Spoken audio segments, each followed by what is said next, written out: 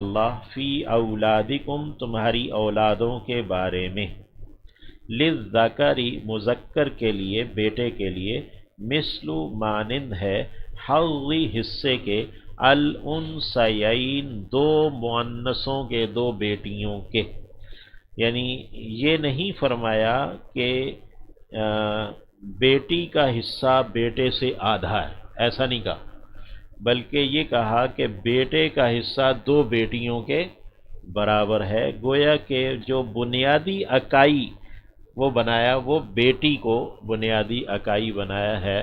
یعنی بیٹی کے تاکہ حصے کی حفاظت کی جا سکے اور کوئی یہ نہ کہے کہ بیٹیوں کی تو وراثت میں حصہ نہیں ہے عورتوں کا۔ تو فرمایا للذکر مذکر کے لیے، مثل مانند ہے، حظ الانثیین دو بیٹیوں کے حصے کے برابر۔ فَإِن پس اگر کننا وہ ہیں،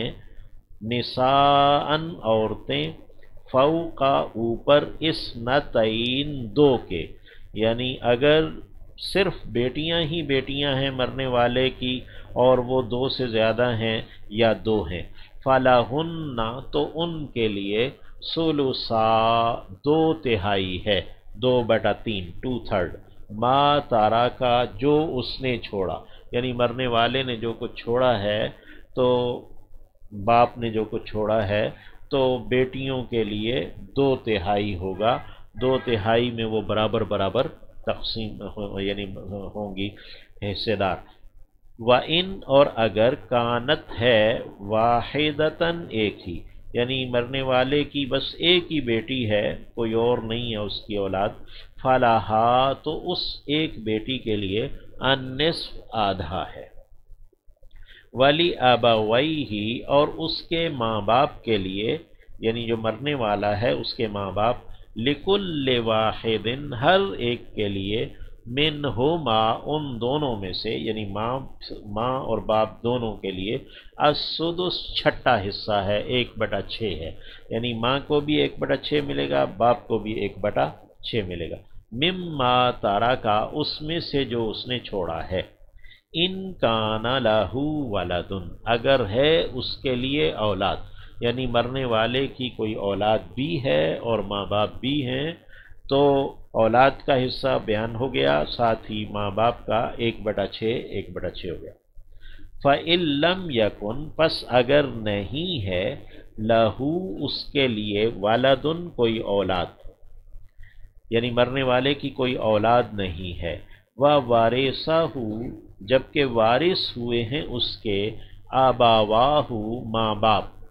فَلِأُمِّهِ تو اس کی ماں کے لیے، الثلث تہائی ہے، 1/3 ہے، باقی باپ کو جائے گا۔ فَإِن كَانَ لَهُ إِخْوَةٌ پس اگر ہیں اس کے لیے بہن بھائی، یعنی مرنے والے کے بہن بھائی ہیں، فَلِأُمِّهِ تو اس کی ماں کے لیے، السدس چھٹا حصہ ہے، تو یہ 3 صورتیں بیان کر دی ہیں، تو اس کی ماں کے لیے پھر چھٹا حصہ ہے، من بعد وصیت اس وصیت کے بعد، یوصی جو وہ وصیت کرتا ہے، بہا اس کی، او دین یا کہ قرض کے بعد۔ تو جب وراثت کی تقسیم ہوگی تو تجہیز و تکفین پر جو خرچ ہوا وہ نکال دیا جائے گا، اور پھر جو وراثت کے مال کی تقسیم پر اجتماع ہوا اس میں جو کھانا پینا وغیرہ ہوگا وہ نکال دیا گیا، اور پھر اس کے بعد قرض ہے، پھر وصیت ہے، پھر اس کے بعد تقسیم ہے۔ آباؤکم تمہارے باپ دادا، یعنی باپ بھی دادا بھی اور پردادا بھی، وَأَبْنَاؤُكُمْ اور تمہارے بیٹے پوتے، لا تدرون تم نہیں جانتے، ایہم کون ان میں سے، اقرب زیادہ قریب ہے، لکم تمہارے لیے، نفعاً فائدے میں، فریضۃ من اللہ یہ ٹھہرا دینا ہے، فرض کر دینا ہے اللہ کی جانب سے، یعنی یہ جو حصے ہیں یہ اللہ نے مقرر کر دیے ہیں، اب ان میں کوئی کمی بیشی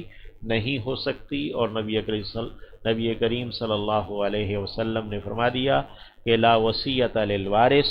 جس کا حصہ اللہ نے مقرر کر دیا ہے اس کے لیے وصیت بھی نہیں ہوگی۔ ان اللہ یقیناً اللہ کانا ہے علیماً علم والا حکیماً حکمت والا وَلَكُمْ اور تمہارے لیے نصف آدھا ہے ما تارا کا جو چھوڑا ہے ازواجکم تمہاری بیویوں نے، یعنی کوئی بیوی فوت ہو گئی ہے اور اس نے جو کچھ چھوڑا ہے تو شوہر کے لیے آدھا ہے۔ ان اگر لم یکن نہیں ہے لہن ان کے لیے ولدن کوئی اولاد، یعنی مرنے والی جو بیوی ہے اس کی اگر کوئی اولاد نہیں ہے تو تب آدھا ہے۔ فَإِن پس اگر کانا ہے لہن ان کے لیے ولدن کوئی اولاد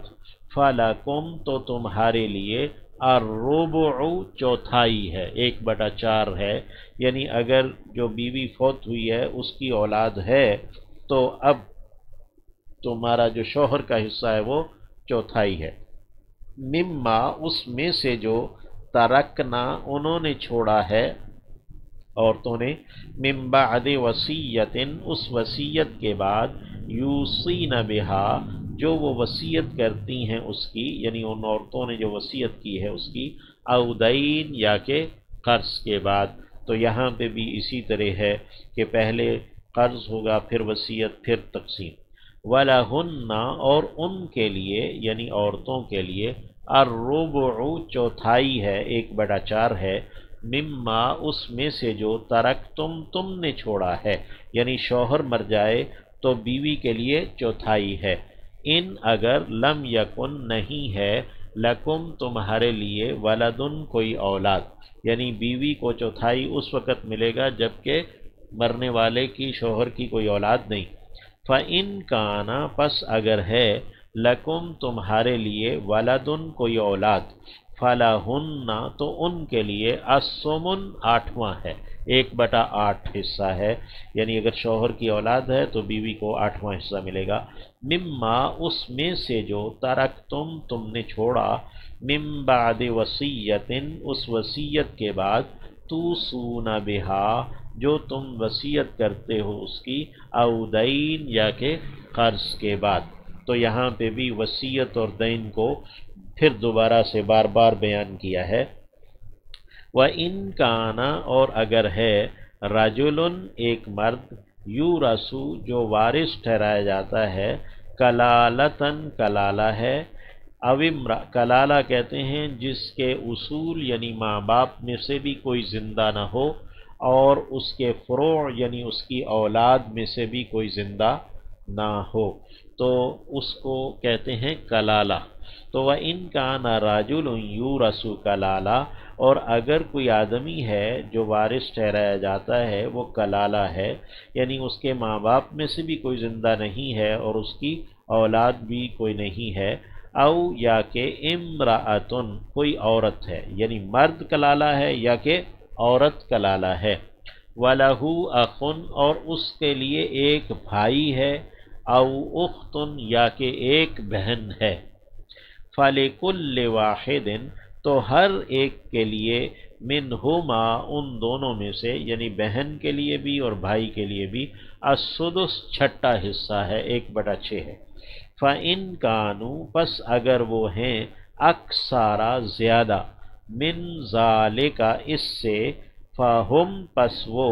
شرکاء سب شریک ہیں، فی الثلث تہائی میں، 1/3 میں، یعنی اگر وہ ایک بہن یا ایک بھائی اور اس سے زیادہ ہیں تو پھر وہ سب تہائی میں شریک ہوں گے، من بعد وصیت اس وصیت کے بعد، یوصی بہا جو وہ وصیت کیا جاتا ہے اس کی، او دین یا کہ قرض کے بعد، غیر مضار نہیں ہے نقصان دیا جانا، یعنی کسی کا کوئی نقصان نہیں ہوگا۔ یہ جو غیر مضار کا اصول ہے یہ پیچھے جتنے بھی تقسیم بیان ہوئی سب پر یہ لگے گا کہ کسی کو کوئی اس میں نقصان نہیں ہونا چاہیے، تو وصیت کے اندر بھی اسی طرح ہوگا، کہ جو اصل ورثہ ہیں ان کو نقصان نہیں ہونا چاہیے، اور اسی طرح دین میں بھی تو جو ادائیگی ہے دین کی وہ پہلے ہوگی اور پھر وصیت اور اس طرح، اور وصیت 1/3 میں ہے، نبی کریم صلی اللہ علیہ وسلم نے اس پر واضح کر دیا ہے، 1/3 سے زیادہ میں وصیت نہیں ہوگی۔ اور اس میں ورثاء کا سب کا راضی ہونا بھی ضروری ہے، یعنی کہ اگر تہائی سے زیادہ وصیت ہے یا کسی جو یعنی اصحاب الفروض ہیں، یعنی کہ جن کے ذوی الفروض جن کے اللہ نے حصے بیان کر دیے ان میں کے لیے کوئی وصیت کرتا ہے تو وصیۃ من اللہ، یہ وصیت ہے اللہ کی جانب سے، واللہ علیم حلیم، اور اللہ علم والا ہے، بردبار ہے، حلیم ہے، ٹھنڈے مزاج کا ہے، بردبار ہے۔ تلک حدود اللہ، یہ حدیں ہیں اللہ کی، یعنی یہ جو وراثت کے احکام ہیں یہ حدود اللہ ہیں، یعنی اللہ کی آیات، اللہ کے احکامات سے ان کی جو حیثیت ہے وہ بڑھ کر ہے۔ تلک حدود اللہ ومن یطع اللہ، اور جو کوئی بھی کہنا مانے گا، اطاعت کرے گا اللہ کی، ورسولہ، اور اس کے رسول کی، یدخلہ، وہ داخل کرے گا اسے، جنات، باغات میں، تجری، جاری ہیں، من تحتہا، ان کے نیچے سے، الانہار، نہریں، خالدین فیہا، ہمیشہ اس میں رہنے والے ہیں، وذالک الفوز العظیم، اور یہ ہے بڑی کامیابی، اللہ رب العزت ہمیں بھی یہ نصیب فرمائے۔ وَمَن يَعْصِ اللَّهَ، اور جو کوئی نافرمانی کرے گا اللہ کی، اللہ کا حکم نہیں مانے گا، وَرَسُولَهُ، اور نافرمانی کرے گا اس کے رسول کی، وَيَتَعَدَّ، اور وہ پھلانگے گا، حدودہ، اس کی حدوں کو، اللہ کی جو حدیں ہیں ان کو پھلانگے گا، انہیں توڑے گا، یدخلہ، وہ داخل کرے گا اسے، نارن، ایک آگ میں، خالدن فیہا، ہمیشہ رہنے والا ہے اس میں، وَلَهُ عَذَابٌ مُہین، اور اس کے لیے عذاب ہے رسوا کر دینے والا۔